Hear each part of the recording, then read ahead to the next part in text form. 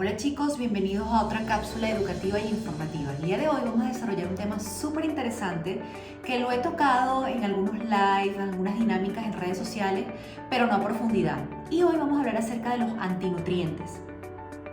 Como todos ustedes saben, y lo he conversado antes, en el reino vegetal, que es donde convergen la mayoría de los antinutrientes, realmente los mecanismos de acción son muy distintos en el reino animal. ¿Qué quiere decir esto? Las plantas son seres vivos superiores, súper independientes, obviamente, pero no tienen garras, ni medios, ni uñas, ni pueden salir corriendo para defenderse de sus depredadores, con lo cual, ¿qué hacen ellas? Producir sustancias químicas, ¿ok?, para poder hacerle frente a ese depredador y, lo más importante, seguir multiplicándose y proliferar su semilla, que es el núcleo de lo que a ellas más le importa.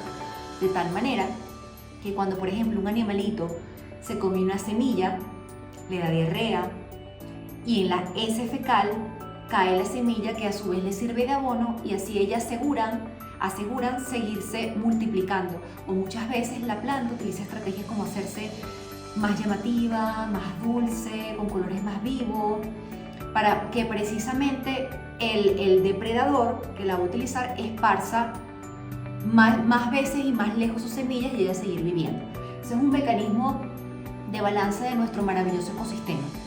Pero para la aplicación de la nutrición y la biodisponibilidad de los nutrientes, pues los antinutrientes representan vamos a decir, es no un riesgo, pero sí es algo que tenemos que, como un obstáculo que tenemos que conocer para saber enfrentar, sobre todo aquellas personas que llevan una alimentación basada en plantas, personas vegetarianas, pescetarianas o veganos inclusive, porque obviamente pues pueden ser un obstáculo importante para la absorción de micro y macronutrientes que son importantes para el balance metabólico, hormonal y físico del cuerpo, inclusive anímico.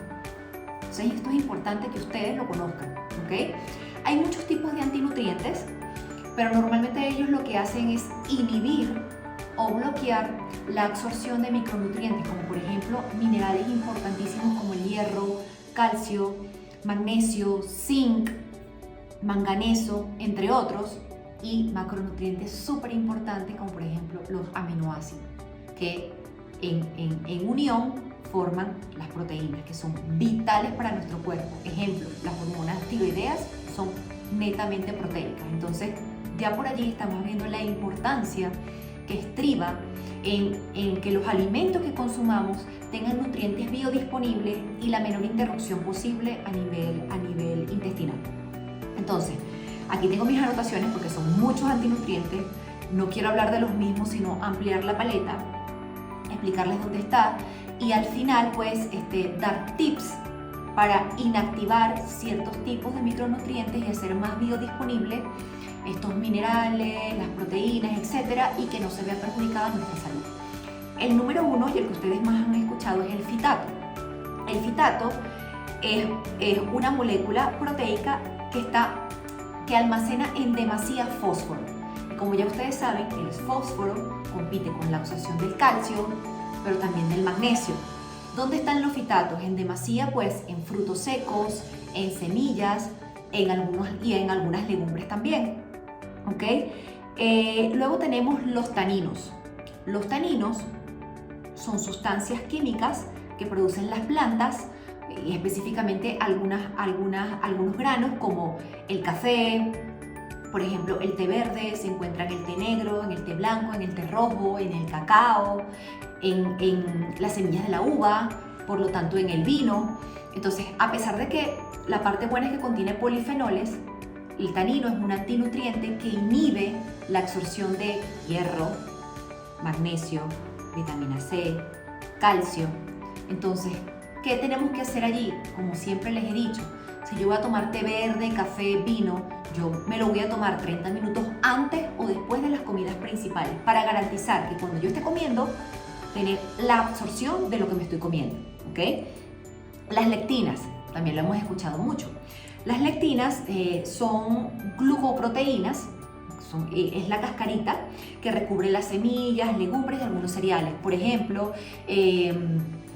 de algunos cereales, por ejemplo, tenemos el arroz, sobre todo en el arroz integral, en el maíz, también obtenemos tanto fitatos como lectinas en el trigo, en la avena y en muchas semillas. Entonces, obviamente, es importante tomarlo en consideración porque puede bloquear la absorción de estos minerales que les acabo de comentar con antelación.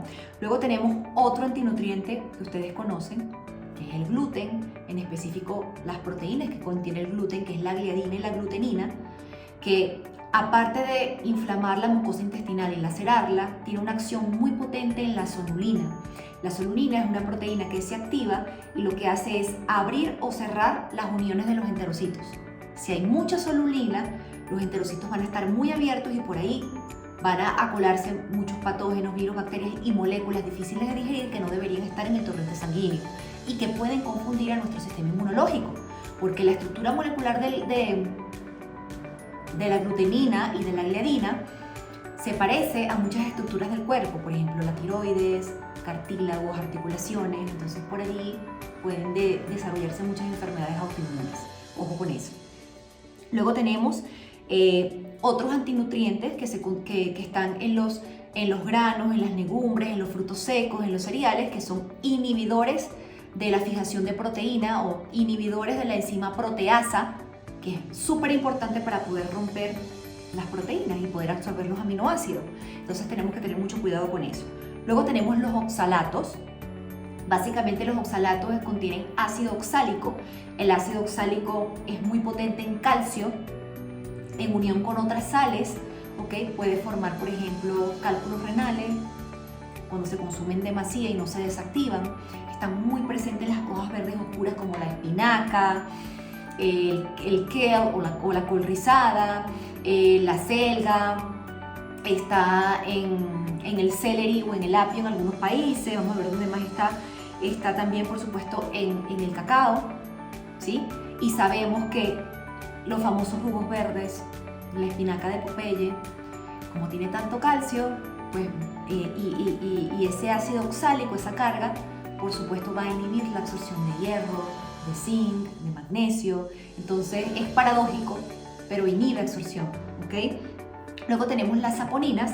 Las saponinas también es un antinutriente que lo podemos conseguir mucho, por ejemplo, en la soya, en la quinoa, en el amaranto, en el mijo, en los garbanzos, y tienen una función bastante interesante que es una función hemolítica, es decir, destruye los glóbulos rojos. Los glóbulos rojos son vitales para poder producir hemoglobina, que lleva oxígeno y nutrientes a todas las células y órganos del cuerpo.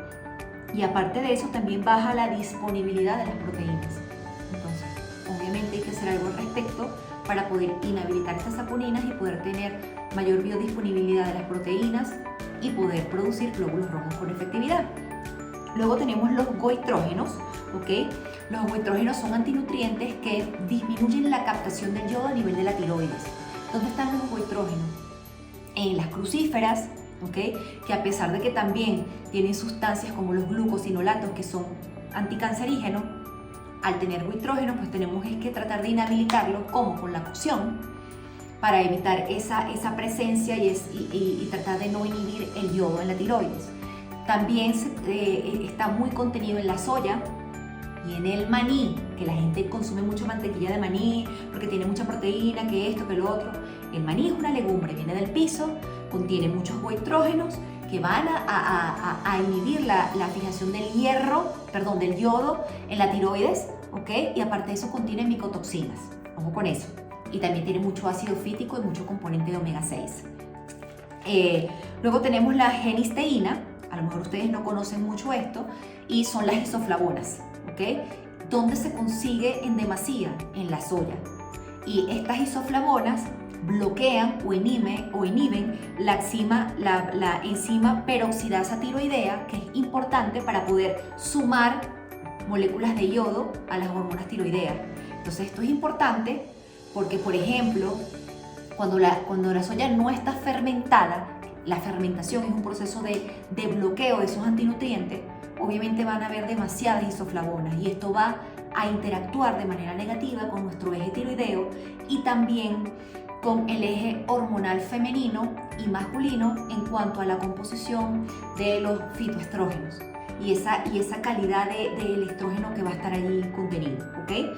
Y por último, no menos importante, es la solanácea. La solanácea está contenida en vegetales como la berenjena, en fruta verdura como el tomate, pimiento, en la cáscara de la papa, sobre todo las papas que son verdes, ¿ok? ¿Qué tenemos que hacer al respecto? Obviamente pelarlas, quitarle las pepas y cocinarlos para poder inactivar esta solanina. La solanina es muy inflamatoria para las articulaciones, para el cerebro, porque actúa como una neurotoxina, ¿ok? Y para la mucosa intestinal. Entonces, el detalle de todo esto, que está netamente en el reino animal, tanto en verduras, en vegetales, en cereales y en legumbres, es que obviamente si no le hacemos el tratamiento adecuado y utilizamos el fuego, que está hecho por algo, creado por el hombre para mejorar la biodisponibilidad de los nutrientes, pues nos va a traer muchas alteraciones en nuestra mucosa central y vital, que es el intestino, donde recae el 70% del sistema inmunológico, y esto va a suponer alteraciones en muchos ámbitos de nuestra salud, ¿ok? ¿Qué podemos hacer al respecto? Por ejemplo, temas de semillas y frutos secos, el tostado, ¿ok? En un tostado suave puede inhibir, no en un 50%, pero sí en un 30% el tema de las lectinas y el tema del ácido fítico, por ejemplo, ¿ok? Y luego obviamente que lo tostamos, eso hay que refrigerarlo y consumirlo para que no se ponga rancia la semilla y el fruto seco. Otra manera que también sirve en los frutos secos, en los granos o en las legumbres, es el remojado. O sea, el ponerlos a remojar mínimo 24 horas. Hay otros que requieren 48 y 72 horas, como el garbanzo y la lenteja. Lo que hace es sacar ese exceso de ácido fítico, de lectinas, o sea, la lectina que está en la cascarita. El ácido fítico es lo que sale en el agua amarilla, ¿ok? La lectina es la cascarita que se levanta, ¿ok? Y mejor aún si logramos germinar, que es cuando sale la colita en el grano, lo que hace es inhibir prácticamente de un 70 a un 90% todos esos antinutrientes, con lo cual hace más biodisponible la absorción de proteínas y de los minerales, ¿ok? Luego tenemos el proceso de germinado, que es mucho más potente, pero para germinar, por ejemplo, un grano o una semilla se requieren 4 días como mínimo, 6, 8 días máximo, cambiando el agua constantemente, ¿ok? Prácticamente esto saca el 90% de los antinutrientes, y luego tenemos el proceso de fermentación, que es maravilloso, prácticamente lo bloquea en un 90, un 95%, por ejemplo, el tema de la masa madre, ¿ok? Y tiene un plus que al fermentar pues tenemos probióticos que nos van a ayudar al cuidado de nuestra microbiota intestinal. Entonces, bueno, claramente esto es un proceso delicado. Esto hay que utilizar la coherencia. Si tenemos que hacer un protocolo de remojado, de tostado, de germinado y de fermentación, es porque de manera raw, cruda o salvaje, no es compatible con la naturaleza humana, genera mucho daño a nuestra mucosa intestinal. Entonces, utilicemos la lógica, ¿sí? Si bien es cierto, podemos llevar una alimentación libre de granos, cereales, semillas, pero para otras personas, por tema económico, por ubicación geográfica o por filosofía de vida, porque son veganos, porque son vegetarianos, ¿ok? Es muy importante que escuchen estas recomendaciones para que su salud no se vea en detrimento, para mejorar la biodisponibilidad de los nutrientes que te pueda proveer el alimento. Por ejemplo, en el caso de las lentejas, que me preguntan mucho los veganos, las lentejas tienen hierro, no hemo, ¿ok? No es tan biodisponible como el que tiene la carne roja.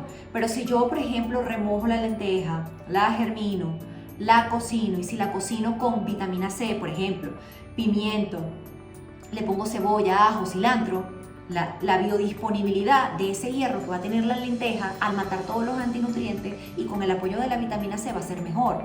Obviamente, si yo tengo que consumir sí o sí granos, cereales, frutos secos y semillas por mi estilo de vida, pues obviamente voy a tener que suplementar con minerales espaciados, o sea, fuera de las comidas principales, ¿ok? Y con vitamina C, para mantener en constante, para mantener en constante boost al cuerpo y poder fijar hierro en el transcurso del día, ¿ok? Entonces, bueno, chicos, yo espero que estas recomendaciones para ustedes hayan sido de mucha utilidad. Recuerden que esto va a estar como siempre grabado y sostenido en mi canal de YouTube, Majo Health Coach, al cual les invito a que vayan, se suscriban, le den deditos arriba, me dejen sus comentarios, compartan el contenido. Recuerden que mientras más compartan el contenido, esto tiene mayor visualización, puede llegar a más personas, las personas pueden informarse, tomar mejores decisiones y empoderarse de su salud. Nos seguimos viendo por esta vida.